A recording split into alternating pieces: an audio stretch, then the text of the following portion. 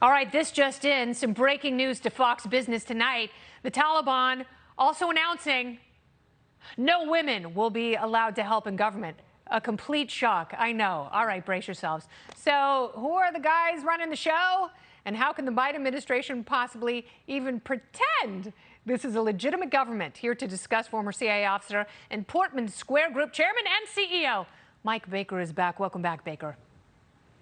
Thank you very much, Kennedy, and happy birthday to you. Aw, thank you. Oh, I always sit on the couch. You don't look a day and eat over 31. bonbons. Yeah, that's. I'm All day 28, long. Mike. That's kind of an insult. What? Seems like just yesterday. Yeah. Yeah. So It's yeah, just yesterday, we got. I was Look at this. 48. We got a. Yeah. Yeah. The 40s are the new 50s. I don't know 70s. where I'm going with that. Yeah, just that's my sciatica. So we got an interesting mix of people and the Taliban government. Really? And I think Pretty my diverse favorite. group, huh? Yeah, it's a very diverse group. And my favorite story so far of 2021, even with all the pandemic news and the bizarreness of that situation and everything else that's been going on, my favorite is what appears to be genuine bewilderment or surprise by the Biden administration and the UN and others about the lack of women in the Taliban government. I don't know why I find that so entertaining, but good God, they can't actually be serious when they talk about, we really have been discussing this with the Taliban leadership in our effort at diplomacy to get them to be more inclusive. It's about as bizarre and surreal as it comes. Yeah, and of course the Taliban is going to go, okay, who are the four most pissed off people that we can tap to be the face of our new authoritarian theocracy? Let's get the bird dog guys. Let's get the guys who were eating oatmeal with their butts and Gitmo and put them as the figureheads of government. That'll send a message that we've really changed our stripes. Well, you know why they sound familiar is because these guys, all these characters, all five of them, because one of them is now the governor of Coast Province. The other four are inside the government running senior cabinet positions. And they look familiar, maybe to some, because they are. They actually were in the Taliban government in '96 until 2001 when we went in and removed them. And so we want to pretend somehow that they're going to be kinder and gentler. It's insane. And I don't know what Secretary of State Blinken is thinking when he continues this path of talking about we're switching to a diplomatic effort here.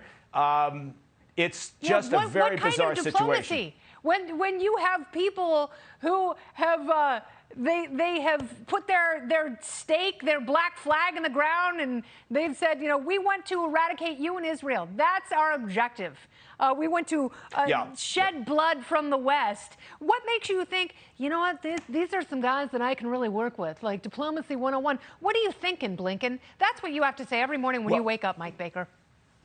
Every morning you look in the mirror and you say, what are you thinking, Blinken? But look, I think what's happening here, and I will not be surprised. I've been talking to some folks over in the UK, and I believe that Boris Johnson and some others there are serious about looking to recognize the Taliban government in diplomatic terms. I believe the Biden administration is doing everything they can to try to figure out how to make that happen as well. Look, I think part of it is it's a bit of a political theater. They're trying to salvage the bad press from the clown show that was the withdrawal from Afghanistan. And I think what they're trying to do is say, well, look, it is a different time. It's a different government. It's not 20 years ago. No, and so it's somehow like, that's going to make us all forget. 700 years ago. That's where they want to take the government. They've made no bones about it. They are TikTok terrorists.